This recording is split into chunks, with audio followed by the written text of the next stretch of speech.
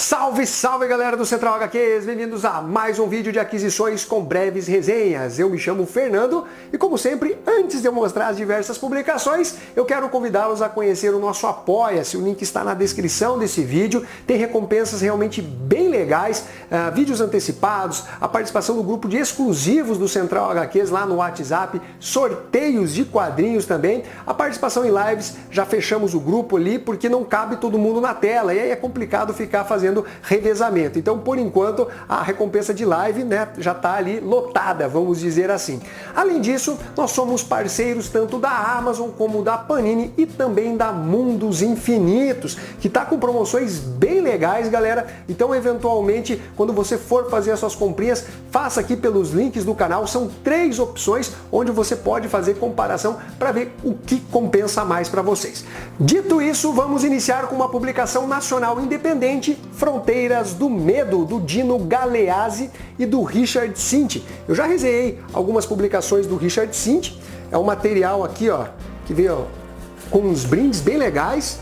Nós temos esse encarte aqui do Nosferatus, clássico, do cinema. Tem mais esse outro aqui, ó, com o rosto de várias mulheres. E esse que é uma arte, olha só, meio opressora, Nossa senhora, fiquei chocado. Brincadeiras à parte, eu vou resenhar essa publicação, obviamente, ela tem capa cartonada, papel offset preto e branco. E em breve já devo resenhar esta publicação aqui no Central HQs. Agora nós vamos de Editora Draco. E esses materiais, galera, foram enviados pela Draco, mas eu já peguei todos eles lá na CCXP de 2022. Talvez eles não se comunicaram ali dizendo que eu havia pego alguns dos materiais que estavam à disposição, mas de qualquer forma eles me enviaram Apagão, Fogo nos Fascistas, se não me engano essa aqui é a 3ª edição, é do Rafael Fernandes com o Di Lacerda. Temos também Cala a Boca Fido, do Eduardo Cassi e do Thiago Palma. Eu nem tirei do plástico, tá? Porque eu vou colocar para sorteio entre os apoiadores do canal. Olha só como vale a pena você ser apoiador. Temos aqui também Paulo Freire, é o material do Rogério Faria. E também Linha do Trem é o que tem para hoje, do Rafael Salimena. Eu já havia mostrado todas essas edições durante lá os vídeos que eu fiz da cobertura da CCXP 2022. Mas de qualquer forma está recebido aqui e os apoiadores do canal vão participar dos sorteios dessas publicações. Pela Quadrinhos na Companhia nós temos Tchê, Uma Vida Revolucionária, romance gráfico adaptado e ilustrado por José Hernandes, trabalho aí de John Lee Anderson, jornalista. A capa da edição está bem bonita, é um material que tem um formato livro, bem volumoso. Capa cartonada com orelhinhas, papel offset colorido. Obviamente eu também vou resenhar a publicação Tchê, ainda que eu tenha várias e várias ressalvas com relação à glorificação, idolatria que fazem com relação a este revolucionário. Pela editora Pipoca e Nanquim, materiais bem legais, a começar pela obra do mangaka Junji Ito, Censor. Material que já teve resenha aqui no Central HQs, no quadro Central Resenhas. Se eu não me engano, foi o apoiador Renato que comentou essa publicação. Eu não falei nada porque não havia recebido o material ainda, mas obviamente eu vou fazer uma resenha específica dessa publicação. Ela que tem aqui, ó, uma sobrecapa, uma arte bem bonita, inclusive, chamativa. O papel é o Pollen Bold preto e branco. Muito em breve nós já teremos resenha aqui de Censor do Junji Ito no Central HQs. E ainda falando de Junji Ito, o cara mais publicado atualmente aqui no Brasil, nós temos As Egocêntricas Maldições de Soushi, do Junji Ito, obviamente. Material também da editora Pipoca e Nanquim, que tem aquela sobrecapa. E mais um desenho meio bizarro aqui do Junji Ito. Publicação que segue o mesmo padrão das outras já lançadas pela editora Pipoca e Nanquim em relação aos trabalhos do Junji Ito, que é o papel Pollen Bold de boa gramatura. Material em preto e branco.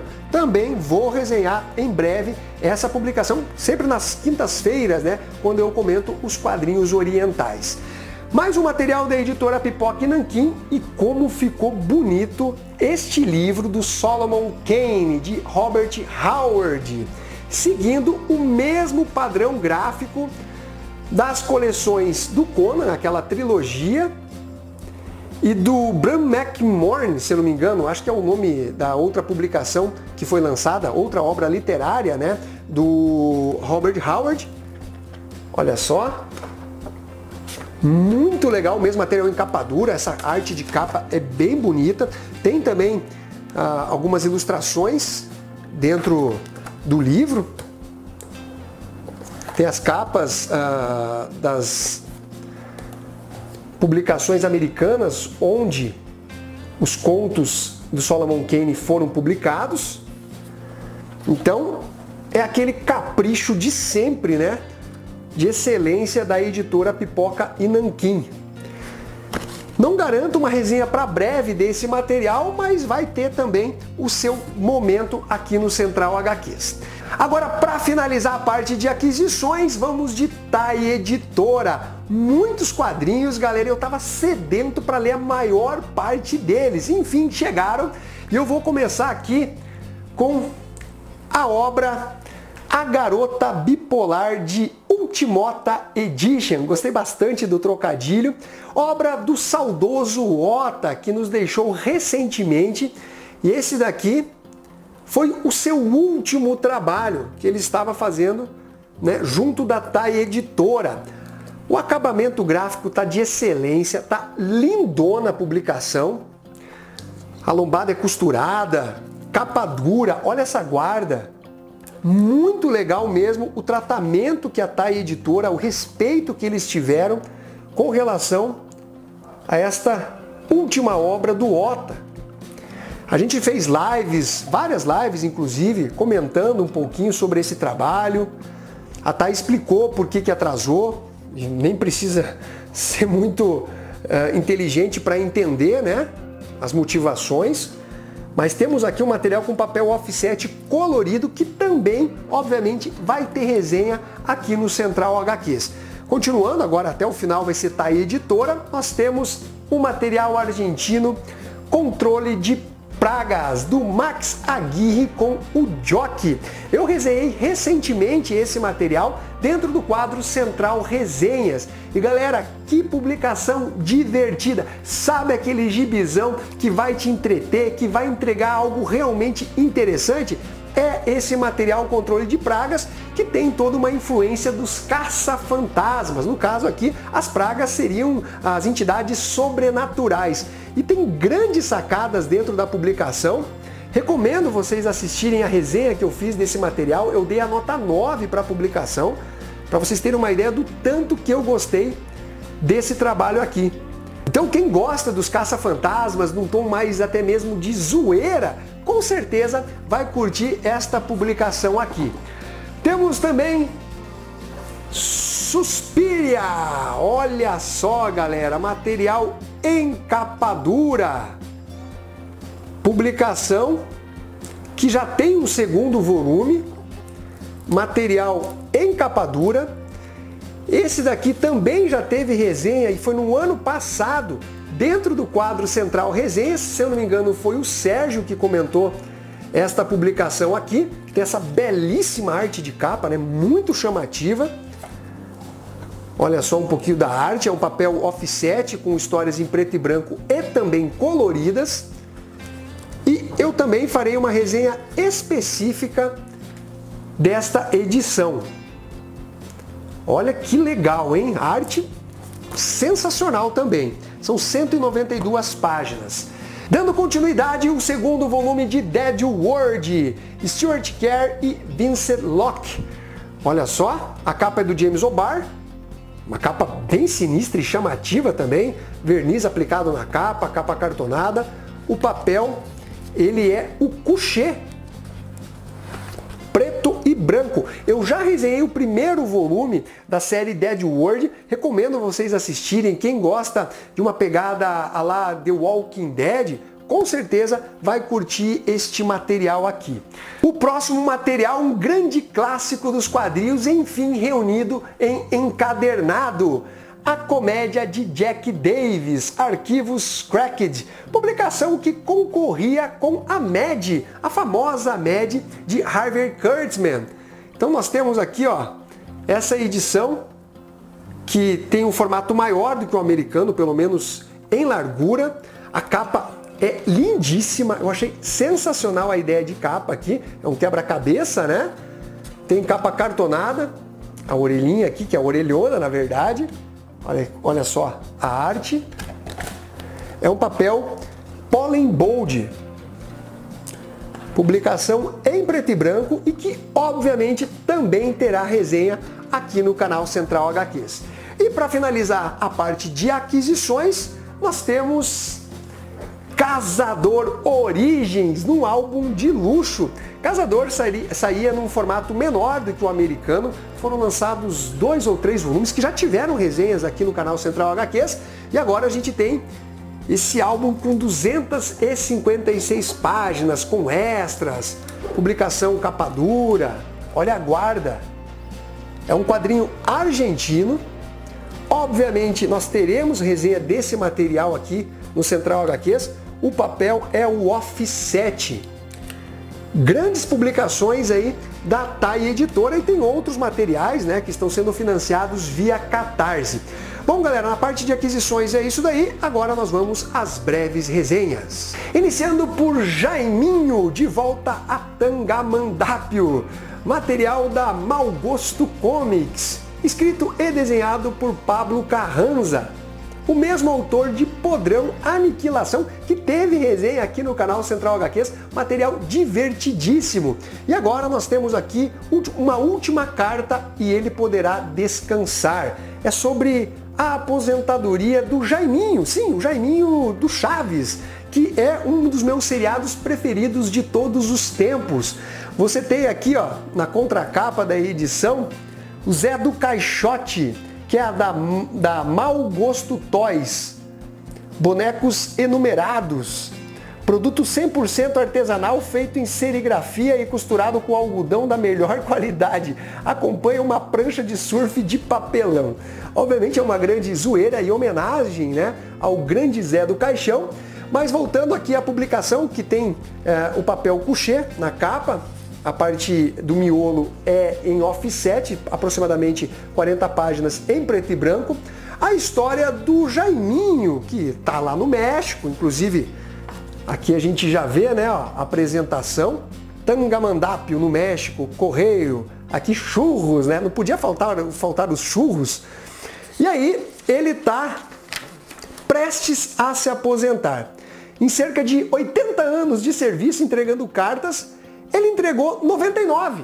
Mas para se aposentar como carteiro lá no México, dentro desse contexto zoeiro, obviamente, ele precisa completar no mínimo 100 cartas. E aí que o chefe do Jaiminho, que pode dar aquele carimbo de aposentadoria, fala, olha, você precisa entregar uma última carta. Mas não é uma carta qualquer. E pouco sabe o Jaiminho o que espera ele durante essa entrega. Quem é o destinatário? O Tripa Seca. Bom, galera, obviamente você tem que ter um conhecimento do seriado do Chaves e do Chapolin. E se você não tem, você não sabe o que você está perdendo. É a melhor série de comédia de todos os tempos, na minha opinião. Eu sou muito paga-pau. Então, ele vai precisar entregar essa carta para o Tripa Seca, que é o seu Madruga. Mas durante, né, esse percurso ou essa tentativa de entrega, ele vai esbarrar nos capangas do Tripa Seca. Nós temos o China, o Quase Nada, entre outros. Então você vai ter ali as versões do Professor Girafales, né, do Seu Barriga e tudo mais. E é realmente uma história hilária e divertida, com várias referências aos seriados tanto do Chaves como também do Chapolin. E aqui quando o Jaiminho se revolta, afinal ele quer evitar a fadiga, imagina, só falta uma carta, ele vai fazer de tudo para entregá-la e é por AR, então precisa ter a assinatura, né? Que é o aviso de recebimento. Você tem aqui essa arte mais escrachada, underground, até mesmo fanzineira, por parte do Pablo Carranza, numa edição realmente bem legal e divertida. Eu vou deixar o link na descrição para quem se interessar por esse material. Então, galera, fica a dica para vocês dessa publicação, galera, que me tirou assim boas risadas e fez eu rememorar, né, o seriado do Chaves e também do Chapolin. Para finalizar, vamos de Marvel Comics, título dos Vingadores, as histórias que são publicadas pela editora Panini. O mês de referência é fevereiro de 2023. Eu não vou comentar as histórias do Thor, eu já falei isso em outro vídeo, por conta do arco que envolve o título do Incrível Hulk. E eu já fiz uma resenha, eu tenho comentado a publicação do Hulk do Donny Cates, que sai lá nos Estados Unidos, e teve um crossover com o título do Thor, que ficou conhecido como War Banner, War of Banner, né, que é a Guerra de Banner. Então eu já falei dessas edições do Thor e eu não vou ficar me repetindo aqui. Então agora eu vou comentar Vingadores número 56 e Homem de Ferro número 21. Nessa edição de Vingadores 56, que continuam ainda com os roteiros do Jason Aaron, mas felizmente lá nos Estados Unidos ele já saiu, né, da publicação, nós temos mais uma história inútil, uma história que no final das contas não acrescenta em nada a própria publicação dos Vingadores ou a questão da Jane Foster. É uma história voltada para a personagem, onde nós temos ela vivendo uma vida muito feliz, praticamente como uma dona de casa medieval. Então o Thor, ele vai combater os gigantes, vai proteger o planeta Terra, aí ele volta para casa e tem o aconchego ali da sua esposa, mas ela percebe que tem algo errado, né? Ela está sendo manipulada. E quem está por trás de tudo isso? Não é preciso ser um grande gênio e não é exatamente um spoiler, visto que essas histórias do Jason Aaron, elas são bem infantiloides, são bobinhas, com diálogos assim tão simples e sem significado que você consegue matar a charada rapidamente. Mephisto está por trás de tudo, e aí ele cria todo esse ambiente, esse cenário, e aí vem uma outra versão da Jane Foster, né, de um multiverso, na sua vestimenta de Thor, portando Mjolnir, enquanto ela está na sua versão Valkyria. E agora também ela pertence aos Vingadores e blá blá blá. Uma história, galera, que você pode pular que não vai fazer diferença nenhuma. Jason Aaron, sem dúvida, entregando o seu pior trabalho num dos piores runs, se não o pior de todos os tempos dos Vingadores. Meu Deus, que horrível! Na sequência, Homem de Ferro número 21, do Christopher Cantwell, que é um roteirista que teve alguns altos e baixos dentro do título do Homem de Ferro, mas eu considero que ele teve mais altos e eu tô achando bem satisfatório esse run que ele vem fazendo à frente do título do Vingador Dourado. O desenhista era o Cafu, agora entrou um outro que também manda muito bem na arte. O Homem de Ferro, na edição 20, e eu já falei sobre ela aqui no canal, basicamente ele estava numa clínica de reabilitação para tratar ali, né, do seu vício em morfina. Ele pediu a Hellcat em casamento, mas a Patsy acabou recusando, falou que gostava muito dele, mas não era o momento, né, de juntar as escovas. E eles acabam meio que se separando. Então agora o Homem de Ferro, ele vai lidar, né, com a sua vida pós reabilitação. E aí, durante um voo comercial, uma grande surpresa. Entra um cara lá roubando um projeto armamentista. E ele simplesmente consegue o seu intento, pula do avião e o Homem de Ferro vai atrás. Eles acabam caindo numa ilha onde, né, a armadura do Homem de Ferro perde todo o seu senso de direção. Funciona somente uma bússola, para vocês terem uma ideia. É como se a armadura ela praticamente não servisse para nada. E esse novo vilão do Homem de Ferro, ele utiliza um armamento muito pesado, que é a base de adamantio. E tudo indica que ele vem de um certo projeto muito famoso, né, dentro do universo Marvel. Adamantium, projeto, você já faz mais ou menos uma ideia. É uma história bem interessante porque o Homem de Ferro ele precisa usar da sua inteligência para poder driblar as ações desse novo vilão que quer basicamente ter todo o tipo de armamento, servindo ali como um grande negociador para poder, obviamente, enriquecer. A história avança, né? Eu não vou dar detalhes para não entregar nenhuma surpresa, mas chega em um momento em que o Tony Stark, ele decide praticamente abrir mão de toda a sua fortuna no seguinte sentido: comprando todas as armas que são ilegais. Sabe o mercado negro de venda de armas? Ele quer pegar toda a sua fortuna e comprar tudo. Mas será que é uma ótima ideia? Será que vai resolver o problema? Aí, obviamente, a gente vai precisar ler as próximas edições. Mas eu realmente estou achando bem legal a condução que o Cantwell vem fazendo dentro das histórias do Homem de Ferro. Como eu disse, teve ali alguns pontos baixos, mas de forma geral, ele realmente tem entregado algo acima da média. E eu considero, talvez, o título do Homem de Ferro, ao lado do Demolidor e dos Eternos, uma das melhores publicações Marvel da atualidade. Ainda que o título do Demolidor ele tenha caído assim consideravelmente de qualidade, mas ainda assim continua um título legal de acompanhar. Bom, então é isso daí, galera. Eu espero que vocês tenham curtido esse vídeo. Não esqueça de dar o seu like, se inscrever aqui no canal, também deixe o seu comentário e se for fazer as suas comprinhas, faça aqui pelos links do canal Central HQs, conheça o nosso Apoia-se, beleza? Um abraço para todos vocês e fui!